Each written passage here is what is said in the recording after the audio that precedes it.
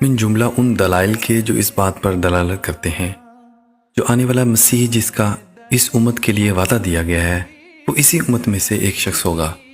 بخاری اور مسلم کی وہ حدیث ہے جس میں امامکم منکم اور امکم منکم لکھا ہے، جس کے یہ معنی ہے کہ وہ تمہارا امام ہوگا اور تم ہی میں سے ہوگا۔ کیونکہ یہ حدیث آنے والے عیسیٰ کی نسبت ہے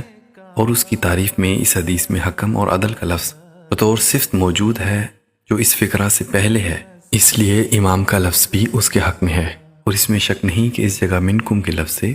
صحابہ کو خطاب کیا گیا ہے اور وہی مخاطب تھے۔ لیکن ظاہر ہے کہ ان میں سے تو کسی نے مسیح موعود ہونے کا دعویٰ نہیں کیا، اس لیے منکم کے لفظ سے کوئی ایسا شخص مراد ہے جو خدا تعالیٰ کے علم میں قائم مقام صحابہ ہے، اور وہ وہی ہے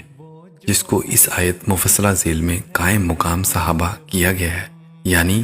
وَآخَرِينَ مِنْهُمْ لَمَّا يَلْحَقُوا بِهِمْ، کیونکہ اس آیت نے ظاہر کیا ہے کہ وہ رسول کی روحانیت سے تربیت یافتہ ہے اور اسی معنی کے روح سے صحابہ میں داخل ہے۔ اور اس آیت کی تشریح میں یہ حدیث ہے لَوْ كَانَ الْإِيمَانُ مُعَلَّقًا بِالسُّرَيَّا لَنَالَهُ رَجُلٌ مِّن فارس،